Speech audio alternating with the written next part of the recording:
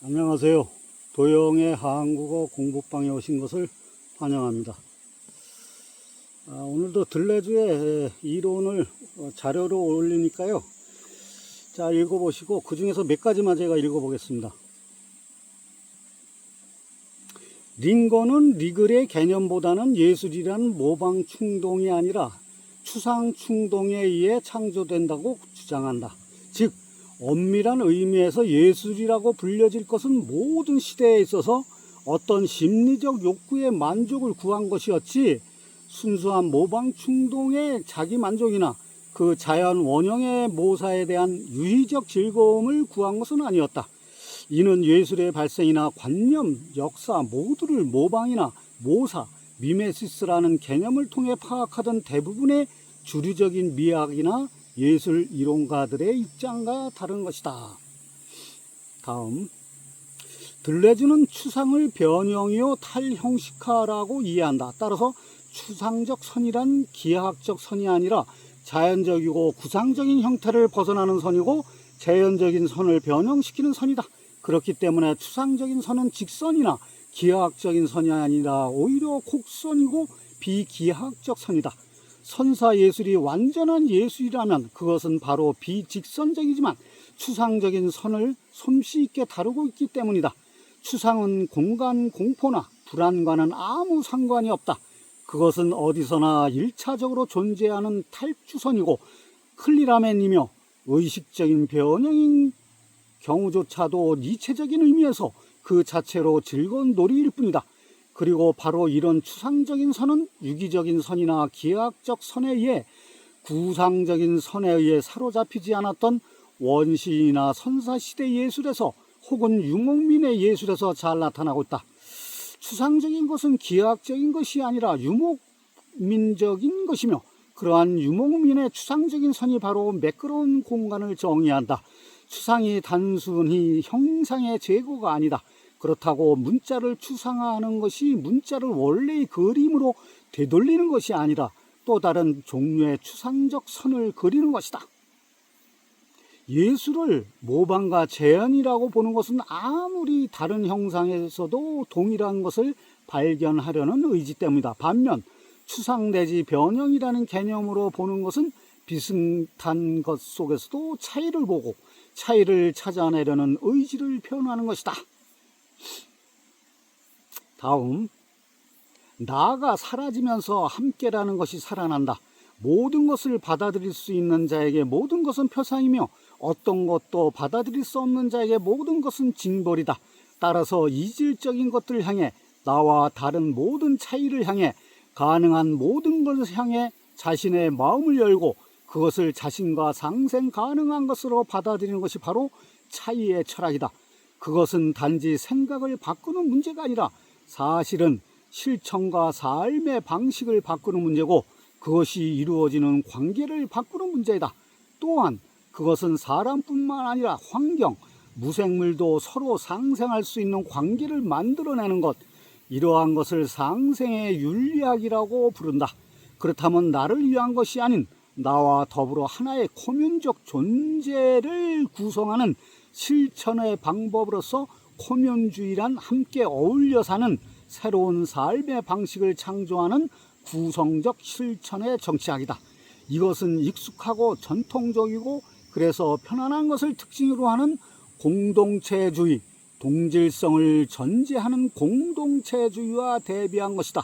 그것은 외부와의 만남과 접속을 그에 의한 차이의 생성을 여여하게 긍정하면서 동질성을 갖는 별도의 나나 우리를 고집하지 않고 반대로 모든 외부와의 만남을 통해 새로운 상생적인 관계의 생성을 추구하는 이런 코뮌주의 개념을 차이의 철학, 무아의 철학, 코뮌주의의 정치학이라고 한다.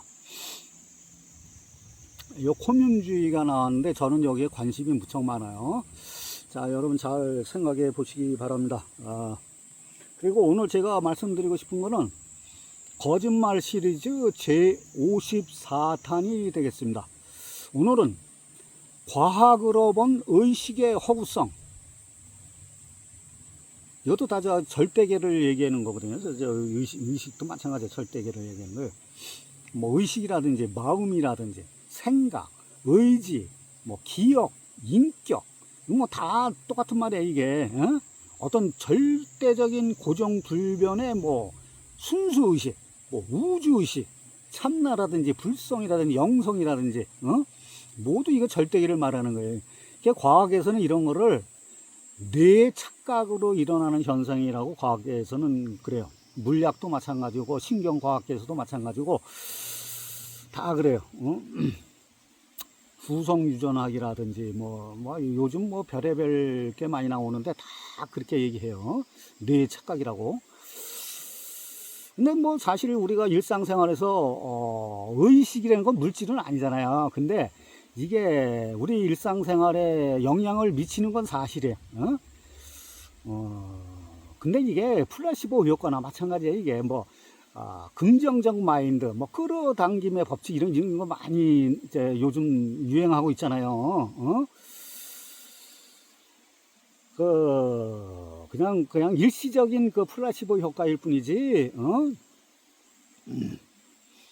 우리는 아직까지 몰라. 이게 어떻게 작동되는 건지도 모르고 생명 현상 자체도 작동 원리도 모르고 시스템도 몰라요. 우리는 오직 그 4% 정도밖에 몰라. 이건 제가 이제 이름 붙인 건데 4%의 법칙. 이 세상에 존재하는 모든 거는 우리가 알 수 있는 거 한 4%밖에 안 돼. 보이는 세계도 한 4%밖에 안 되고, 땅속이라든지 바닷속이라든지 이건 4%밖에 몰라. 우리는 뭐 우주가 됐건 동물이 됐건 식물이 됐건 곤충이 됐건 인간의 몸, 뇌, 뭐 DNA 뭐 이런 것도 다 우리 한 4%밖에 몰라. 96%는 모르고 있어요. 그걸 가지고 지지고 볶는 거요. 옛날 상고시대, 뭐 빙하시대, 뭐 이런 것도 몰라. 우리가 그냥 그 실험실에서 뭐 고생대, 중생대, 신생대 그냥 이름만 붙인 거지 그게 진짜 있었는지 없었는지도 몰라요. 다 실험실에서 이제 하는 거 이게. 하여튼 그 4%의 법칙이라는 거는 다른 거 아니에요. 우리가 지금 알 수 있는 거는 아주 지극히 극히 일부적인 것밖에 안 돼. 양자역학도 마찬가지고 상대성 원리도 마찬가지고. 하여튼 저 물리학자인 리처드 파인만의 이론을 잠깐 살펴보면은 기억은 뇌에 저장되는 게 아니라 기억은 뇌에 저장되는 게 아니라 뇌가 이제 과학자들은 이게 잘 때 이거 해마에 이제 기억이 저장된다는데 그게 아니라 이거지. 결국 저장돼도 일부 한 4%밖에 우리가 외부에서 들어온 정보를 한 4%밖에 이제 4%도 안 돼. 한 1%밖에 안 돼. 그것만 저장해 놓은 거고 재구성해가지고 필요한 것만 저장해 한 거고 만약 96% 이상, 99% 이상은 다 버려. 뇌라는 게 다 그래요. 근데 파인만도 그래. 기억은 뇌에 저장되는 게 아니라 과거의 의식과의 양자 얽힘 현상이라고 그래. 양자 얽힘 현상이라는 건 저번에 말씀드렸지만 있긴 있어. 있는데 극히 일부분이에요. 이건 극히 일부분. 의식은 그 뇌나 몸의 어느 한 곳에 저장되는 것이 아니라 의식은 물질이 아니기 때문에 뇌의 정보 처리 과정에서 나타난 패턴의 의식이래. 패턴. 의식이라든지 기억이라든지 이게 다 패턴이라는 거지. 뇌 속의 뉴런은 초당 수십억 번이나 소멸했다가 그러니까 생성했다가 스위치가 켜졌다가 꺼졌다 그러는 거거든. 이게 뉴런이라는 거. 그런데 거기에 무슨 의식이 뇌 속에 어떻게 저장이 되고 의식이 뇌 속에 있냐 이가. 의식이 설 자리가 없다 이가. 영혼도 마찬가지예요. 영혼도 마찬가지고.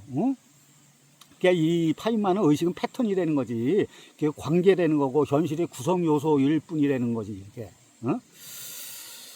그러면서 파인만은 뭐라 그러냐면 의식은 뇌의 한 10% 정도고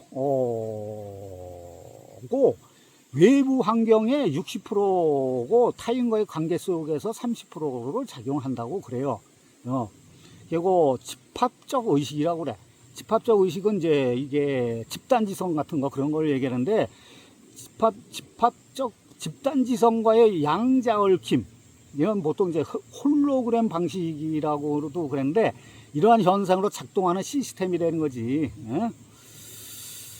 그러니까 그 절대계의 그 통일된 정해진 규칙의 의식은 존재하지 않는다는 거예요. 파인만은 그렇게 얘기해요.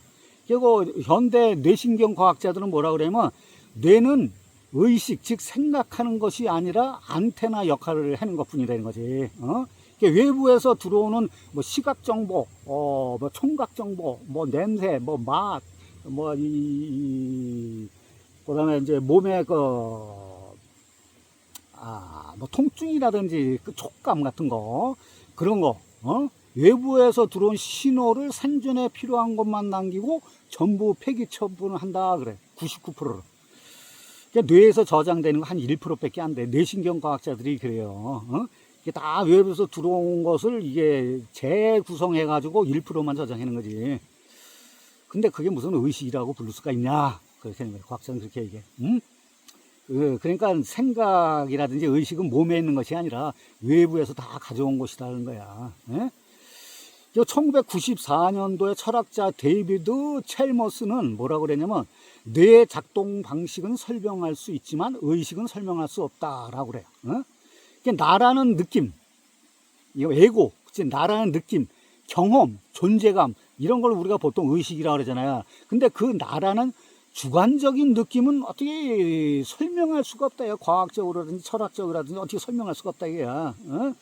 근데 무슨 의식이 있겠냐?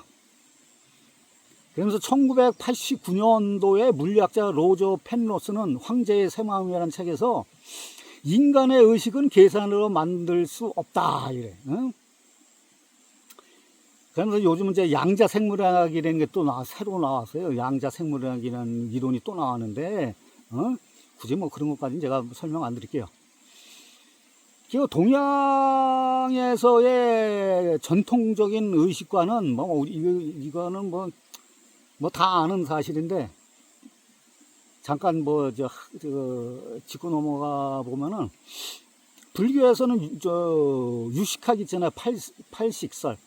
안이비설신. 이걸 이제 전오식이라고 하고, 육식이 의식, 칠식이 말라식, 팔식이 아래아식, 장례식인데 그렇게 설명을 하잖아요. 육식학에서는.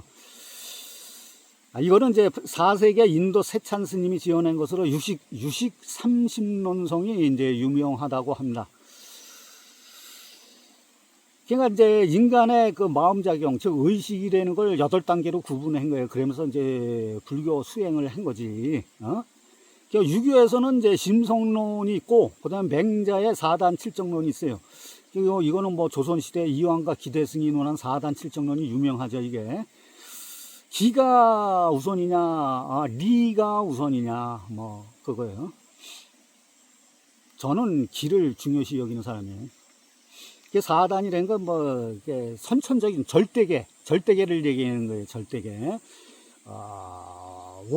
우리의 원래 본성적으로 갖고 있는 거, 그걸 4단이라고 그러는 거예요. 맹자가 얘기한 거, 이거는. 측은지심, 수호지심, 사양지심, 시비지심이라고 이제 이름을 붙인 거예요.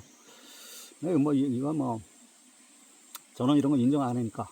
7정, 저는 오히려 7정, 이런 걸 더 중요시 여기해요. 인간의 감정이 심리현상인 희노애락, 애호욕, 이거를. 그래도 과학계에서도 그래요.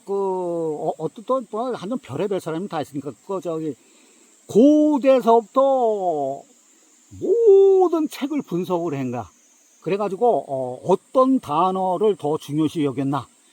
그랬더니, 고대서부터 중세까지, 거쳐서 1980년대까지는 주로 이성에 대해서 책에 그렇게 많이 언급이 됐던 거지.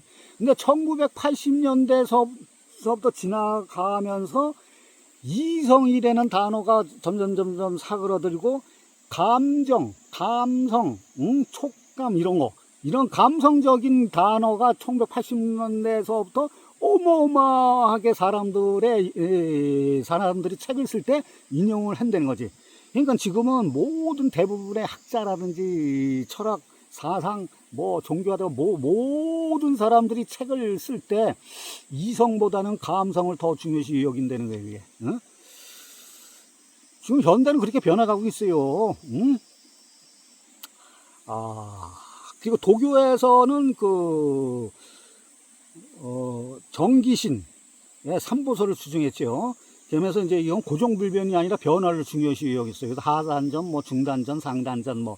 근데 이것도 어떻게 보면 고정불변의 세계예요, 이것도. 그 다음에 이제 철학과 과학으로 본 의식의 허구성. 첫 번째, 철학적 비판. 의식의 허구성, 비판한 거. 의식은 뇌가 만들어내는 환상의 부산물이라고 그래. 그리고 데카르트의 심신 이원론이나 영혼의 존재를 비판을 하고 있습니다.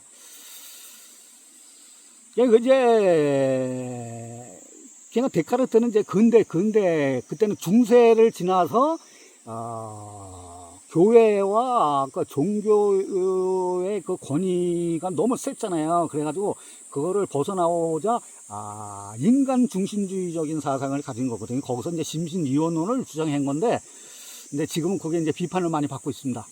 두 번째, 신경과학적 비판. 의식은 뇌의 예측 부조화로 인한 환각이다 그래. 신경과학자들은 다 이게 뇌의 환각이라고 하고 뇌의 착각이라고 하니까 의식이라는 게. 그러면서 이제 제거적 물리주의라는 게 있어요. 제거적 물리주의는 뭐 믿음이라든지 우리의 욕구라든지 의식 이런 건 과거의 잘못된 심리학의 잔재다고 얘기해. 이게 제거적 물리주의.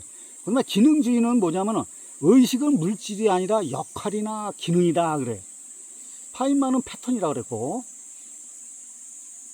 그러니까 요즘 과학자들은 의식 같은 거 인정 안 해. 영혼도 마찬가지고. 의식은 뇌가 결정한 것을 인식하는 역할을 할 뿐이다 그래. 그 다음에 다중초안 모델이라는 게 있어. 다중초안 모델은 뭐냐면 뇌 속에는 의식이 없다. 아주 확정적으로 얘기해요. 여러 곳에서 각자 정보를 처리한다는 거지, 의식이 있어 한 곳에서, 뇌 한 곳에서 의식이 있어가지고 거기서 처리한다는 게 아니야. 모든 게 유기적인 관계 속에서, 어떤 패턴 속에서, 어떤 시스템 속에서 흘러간다는 거지.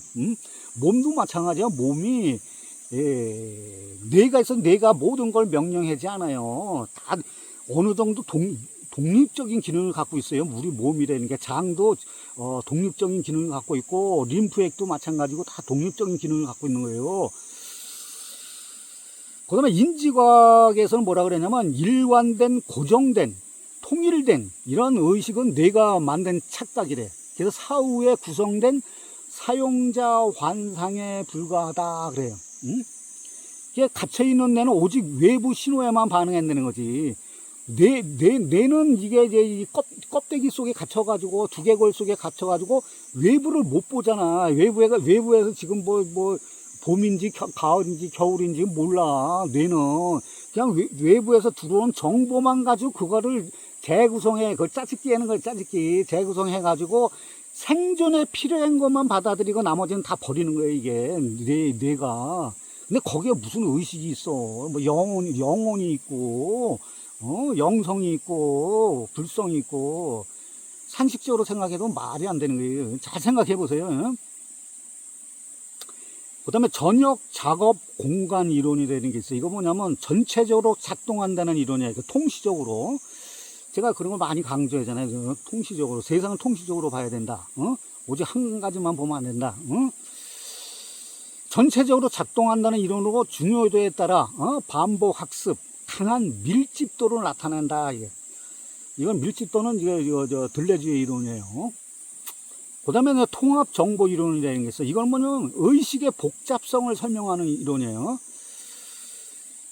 리차드 파인만이 의식의 정의를 내려는데 뭐라고 그랬냐면, 의식은 특정한 패턴으로 움직이는 원자들의 복잡한 상호작용이 만들어내는 현상으로 세상이 질서 있게 돌아가는 것처럼 생각하는 것은 무작위성의 통계 효과 때문이다 그래. 그러니까 세상이 이게 뭐가 질서 있게 하나님에 의해서, 아니면 절대계에 의해서 어떤 진리라든지 이 절대계의 변하지 않는 그거에 의해서 현상계가 아주 일사정연하게 운명적으로 이렇게 흘러가는 것처럼 보이지만 그게 아니다 이거야. 어떤 통계 효과 때문이다. 이건 맞는 얘기예요. 통계 효과. 그래서 평균값의 그 허구성도 제가 무수히 많이 말씀드렸잖아요. 통계값이라는 그런 거, 현대 의학에서 얘기하는 평균값. 그거 가지고 사람을 완전 착취를 하잖아, 착취. 그래서 저는 병원에도 안 가고 약도 안 먹어요. 걔네들 말을 저는 안 믿거든, 신용을 안 해요. 그러니까 절대계가 설계하는 미리 정해진 계획 따위는 없다는 거지. 운명론적인 거, 그런 건 없다는 거지. 절대적인 거, 결과 지향적인 거, 이런 건 없는 거예요. 그리고 세 번째, 사회심리학적 비판.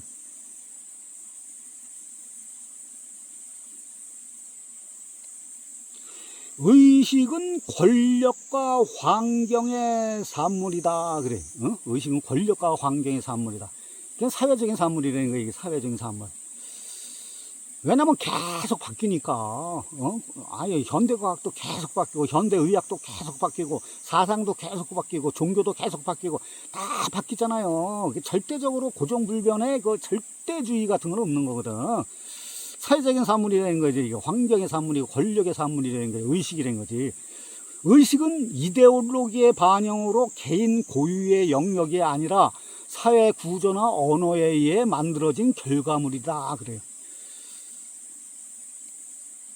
저는 이런 쪽에 관심이 많거든요. 이건 아주 맞는, 지극히 자명한 얘기예요. 사회적 구성주의라는 게 있어요. 의식은 태어날 때부터 가진 것이 아니라 사회의 상호작용과 언어를 통해 습득한 사회적 맥락의 산물이다. 즉 특정 문화권의 가치관이 내면화된 결과물이다. 제가 다음 동영상에서는 과학으로 본 절대계의 허구성에 대해서 말씀드릴 건데, 이거하고 연결이 돼요. 이게 사회적인 산물이라는 게, 이게 절대계라는 게 사회적인 산물이야, 이게. 시대에 따라 다 달라. 반영이 다 달라. 이데올로기의 결과물이야, 이게.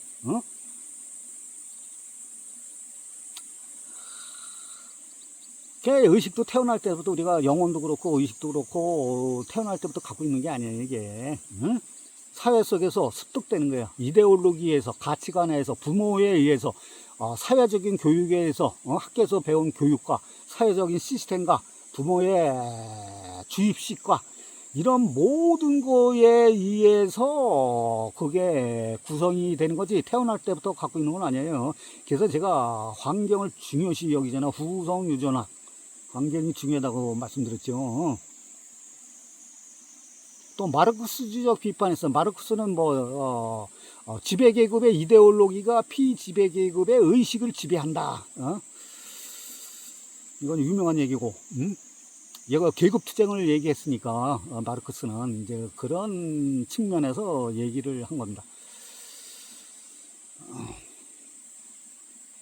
그래서 우리가 자유의지로 생각한다고 믿지만 실제로는 사회 구조에 의해 주입된 허위의식이다. 허위의식이라는 건 가짜의식을 얘기하는 거예요. 가짜의식. 그래서 사회적 세뇌의 결과, 나의 생각이나 의지라든지 의식은 사회적 산물이라고 그럽니다. 사회적 산물이에요.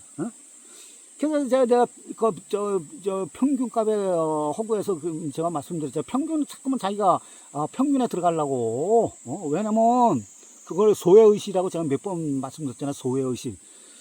소외의식이라는 게 다른 게 아니라 쉽게 얘기하면 왕따예요, 왕따. 내가 왕따 당하기 싫으니까, 싫어도 군중심리도 이제 제가 나중에 다룰 거지만, 군중심리에 휩쓸리는 거예요. 포모 현상이라 했잖아요. 다만 뒤떨어지는 것 같이 생각이 돼가지고, 내가 실컷 조금, 평균적인 인간에 들어가려고, 이게 사회적인 주입식 의식 구조예요. 이게 시스템, 사회적인 시스템.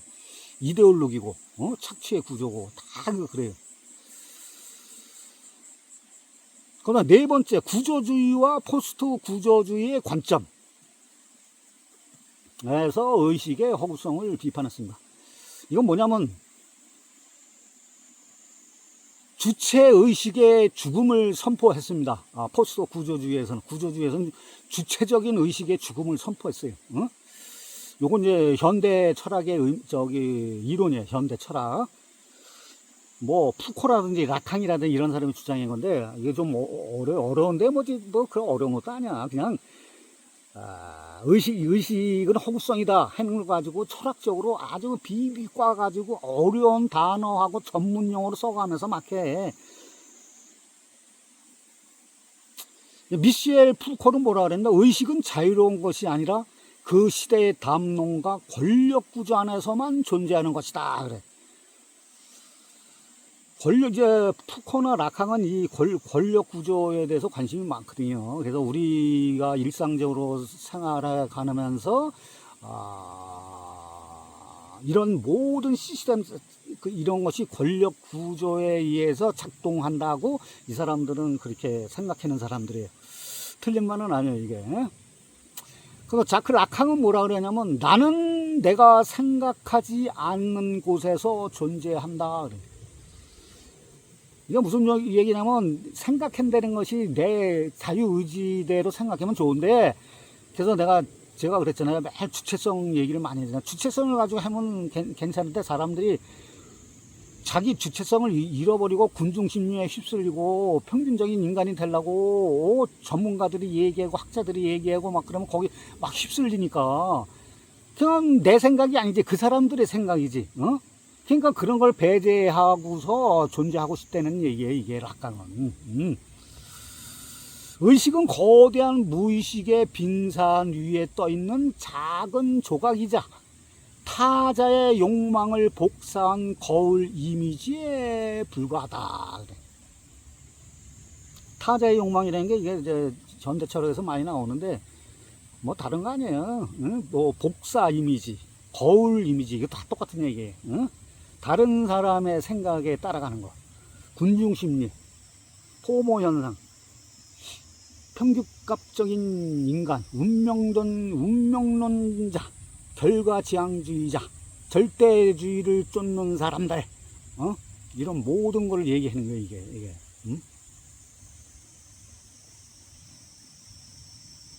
뭐 이런 얘기는 제가 뭐 수도 없이 많이 말씀드려가지고 오늘은 간단히만 말씀드리는데. 만약에 그런 군중심리에 쫓아가고 절대계를 신봉하고 운명론에 거기에 귀착을 하고 절대계를 신봉하고 종교적인 사람들의 성직자들의 얘기에 휘말리고 그러면은 우리는 이제 노예가 될 수밖에 없잖아요. 이것도 제가 숱하게 말씀을 드린 건데, 그러면은 내가 운명을 개척할 수도 없고 내가 노력을 할 필요도 없는 거고, 내가 판단을 해야 되잖아. 모든 게 하루하루가 사람들이 생활하면서 선택을 해야 된다 그랬잖아, 선택. 근데 그 선택을 내가 선택을 해야 되잖아요. 근데 다른 사람이 얘기한 대로 똑같이 쫓아가면은 내가 선택하는 게 아니잖아, 그거는. 내가 선택할 수도 없는 거고 내가 판단도 못 하는 거야. 모조리 병신이지. 그러면 뭐 어떻게 돼? 종속화돼 가지고 노예가 돼 가지고 그렇게 되면은 내 거를 다 뺏기는 거야. 내가 피땀 흘려서 버는 돈 다 뺏기는 거예요, 이게. 네, 창조적이고 창의적이고 만족스럽고 행복하고 지복적인 그런 생활을 할 수가 없잖아요. 제가 저번에 5가지 얘기했잖아. 나 자신의 길을 만들어 가라 이거예요.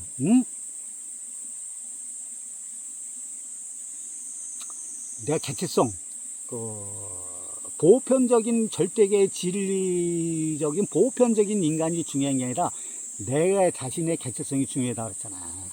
그리고 지금 현재 여기가 중요하다 그랬고 자연이 중요하다 그랬고 생명사상, 생명력, 저는 그걸 절대계라고 그랬잖아. 생명력.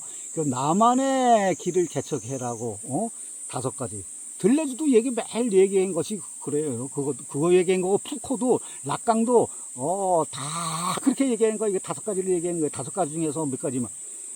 제가 공통점이라고 했잖아요. 전 세계 모든 사람들의 얘기에 공통점 딱 추려보니까 딱 5가지에 다 들어가더라, 이게. 그것만 잘 생각해 보시면은 아주 괜찮은 삶을 살아갈 수 있을 것 같다고 저는 확신이 듭니다.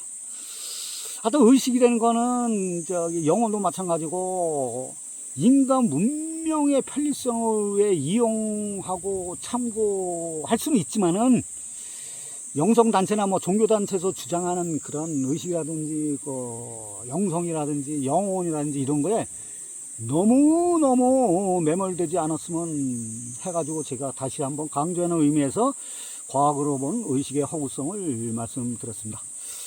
오늘 이것으로 마치겠습니다.